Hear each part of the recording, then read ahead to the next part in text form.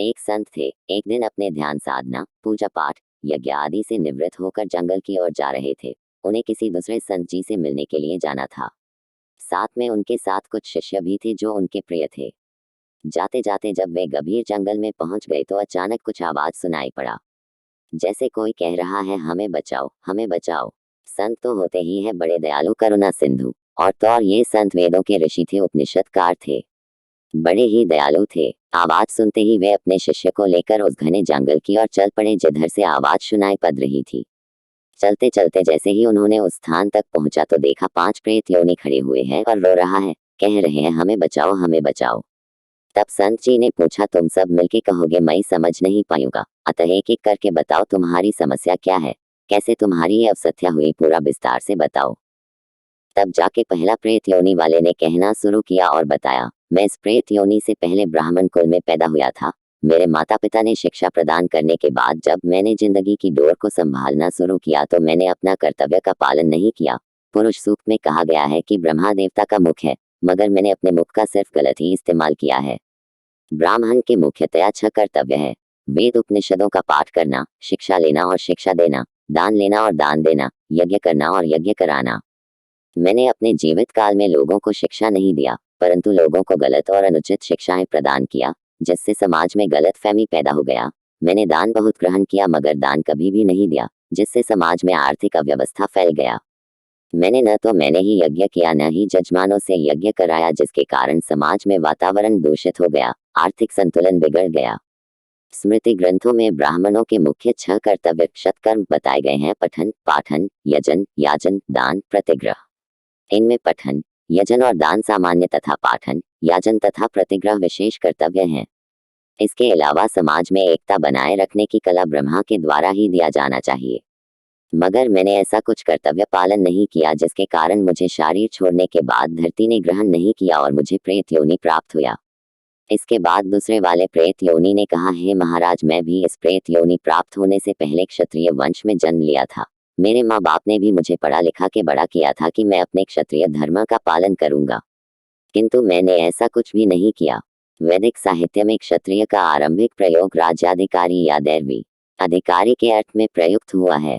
क्षतात्रायते इति क्षत्रिय अर्थात क्षताघात से त्राण देने वाला। मनुस्मृति में कहा कि क्षत्रिय शत्रु के साथ उचित व्यवहार और कुशलता पूर्वक राज्य विस्तार तथा अपने क्षत्रित्व धर्म में विशेष आस्था रखना क्षत्रियों का परम कर्तव्य है। क्षत्रिय अर्थात वीर राजपूत सनातन वर्ण व्यवस्था का वह स्तंभ है जो भगवान की भुजाओं से जन्म पाया और ब्राह्मण के बाद मानव समाज का दूसरा अंग कहा गया। योग शयेन त्रायते स क्षत्रिय: शूरवीरता, तेज, धैर्य, युद्ध में चतुरता, युद्ध से न भागना, दान, सेवा, शास्त्रानुसार राज्य शासन, पुत्र के समान प्रजा का पालन, ये सब क्षत्रिय के स्वाभाविक कर्तव्य धर्म कहे गए हैं।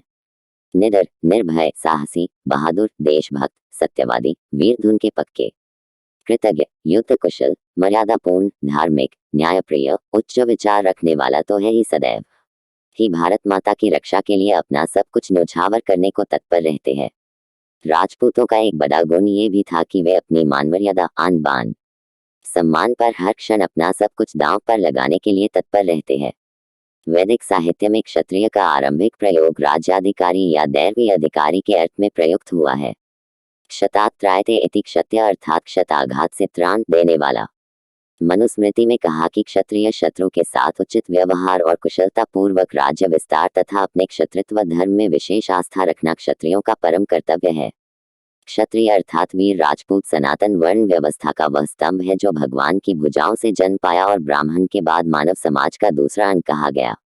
वैदिक साहित्य में क्षत्रिय का आरंभिक प्रयोग राज्याधिकारी या दैवी अधिकारी के अर्थ में प्रयुक्त हुआ है।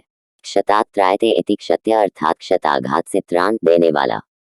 मनुस्मृति में कहा कि क्षत्रिय शत्रु के साथ उचित व्यवहार और कुशलता पूर्वक राज्य विस्तार तथा अपने क्षत्रित्व धर्म में विशेष आस्था रखना क्षत्रियों का परम कर्तव्य है। क्षत्रिय अर्थात वीर राजपूत सनातन वर्ण व्यवस्था का वह स्तंभ है जो भगवान की भुजाओं से जन्म पाया और ब्राह्मण के बाद मानव समाज का दूसरा अंग कहा गया। योग शयेन त्रायते स क्षत्रिय की उपाधि से अलंकृत क्षत्रिय के लिए गीता में कहा गया कि मगर मैंने अपने क्षात्र धर्म का कुछ भी पालन नहीं किया, बल्कि मैंने प्रजा से गलत तरीके से धन कमाया, प्रजा का दुर्योग के समय उनका रक्षा नहीं किया, उल्टा उनके प्रति अत्याचार किया है। जब देश की बारी आई, देश के ऊपर शत्रु का आक्रमण हुआ, तब भी मैंने शत्रु पक्ष के साथ दिया, सिर्फ कुछ आर्थिक लाभ के लिए। मेरे जीवन काल में न तो मैंने देश की रक्षा की है, न मैंने प्रजा की रक्षा किया है, मैंने सिर्फ मेरा ही सोचा। इसी के कारण मुझे भी शरीर छोड़ने के बाद धरती माता मुझे भी स्वीकार नहीं किया और मैंने प्रेत योनि को प्राप्त हुआ हूँ। इसके बाद जो प्रेत योनि अपना विवरण देने लगे, वे भी एक ही सुर में कहने लगे कि उन्होंने किसी वैश्य वर्ण के घर में पैदा हुआ था। खुशहाल जीवन की बात करें तो उसके लिए सबसे पहले यही विचार आता है कि दौलत की कोई कमी ना हो। इसके लिए जरूरी है परिवार की आर्थिक स्थिति मजबूत हो। इस तरह जब धन या अर्थ की बात आती है तो यहाँ वैश्य धर्म और कर्तव्यों का पालन सुखी परिवार की जरूरत बन जाता है। किंतु वैश्य धर्म के पालन का संबंध धन के नजरिए से ही नहीं बल्कि अन्य स्वाभाविक गुणों को व्यवहार में उतारने से है। वैश्य धर्म के पालन से पहले ये जानना भी जरूरी है कि असल में वर्ण व्यवस्था के मुताबिक वैश्य के गुण क्या होते हैं। वैश्य की खूबी होती है जरूरत के मुताबिक खर्च करना यानी मितव्ययता, और धन का सही जगह उपयोग करना यानी सदुपयोग। वह दूसरों को नुकसान पहुंचाए बगैर बुद्धि के सदुपयोग से लाभ पाने की मानसिकता रखता है यानी व्यापारिक स्वभाव। स्वभाव की बात करें तो वह बहुत ही सभ्य, व्यवहारिक और मिलनसार होता है। उसकी बातचीत इतनी मिठास से भरी होती है कि सुनने वाला और देखने वाला मंत्रमुग्ध हो जाए। उसके व्यवहार में विनम्रता होती है। वह दूसरों को पूरा सम्मान देता है। वह सच बोलता है। वैश्य के द्वारा कृषि, गोरक्षा और वाणिज्य। व्यवहारिक जीवन में हम लक्ष्मी की प्रसन्नता चाहते हैं, लेकिन वास्तव में लक्ष्मी तभी खुश होगी जब आप परिवार के हितों के लिए धन की बचत करने के साथ वैश्य के स्वाभाविक गुणों को भी जिंदगी में उतारें। हर गृहस्थ को वैश्य गुणों को भी अपनाना चाहिए ताकि परिवार की जरूरतों को बिना किसी अभाव के पूरा किया जा सके। मैंने इन सब धर्मों का कुछ भी पालन नहीं किया, बल्कि मैंने खाने पीने में बहुत मिलावट किया, लोगों को झूठ बोलना, छल कपट से धन कमाना, जरूरतमंदों को सहायता नहीं किया। अपने गोदाम में अनाज रहते हुए भी मैंने गरीब दीन दुखी को सहायता नहीं किया। मैंने वैश्य धर्म का तनिक भी पालन नहीं किया, जिसके कारण मुझे भी शरीर छोड़ने के बाद धरती माता ने स्वीकार नहीं किया और मैंने भी प्रेत योनि को प्राप्त हुआ। इसके बाद चौथे प्रेत योनि की बारी आई। उसने भी अपना विवरण देना शुरू किया और कहा, मैंने भी इस प्रेत योनि से पहले एक शूद्र परिवार में जन्म लिया था। मेरे माँ बाप मुझे भी शिक्षा प्रदान किया था, मगर मैंने भी अपनी जिंदगी के बागडोर खुद संभालना शुरू किया, तो मैं भी अपने शूद्र धर्म का पालन नहीं किया। मुझे ब्राह्मण, क्षत्रिय, वैश्य की सेवा करनी चाहिए था, मगर मैंने अपना समय सिर्फ आलस्य में, लोगों की निंदा चुगली में, दूसरे की चर्चा में व्यतीत किया। मैंने अपना समय प्रमाद में, चाटुकारी में बिताया। जब देश में विपर्जय आया, मैंने आलस्य में सोया रहा, किसी की भी सहायता नहीं किया। मैंने ब्राह्मण, क्षत्रिय, वैश्य सब के बारे में एक दूसरे से चुगली निंदा करता रहा। ब्राह्मण का चर्चा क्षत्रिय, वैश्य से करता था, क्षत्रिय का चर्चा ब्राह्मण, वैश्य से करता था और समाज को भटकाया रखता था। मैंने एक नागरिक का धर्म भी पालन नहीं किया था। खेती, पशुपालन, गोरक्षा जैसे महान कार्यों में भी मैंने अपना सहायता नहीं किया।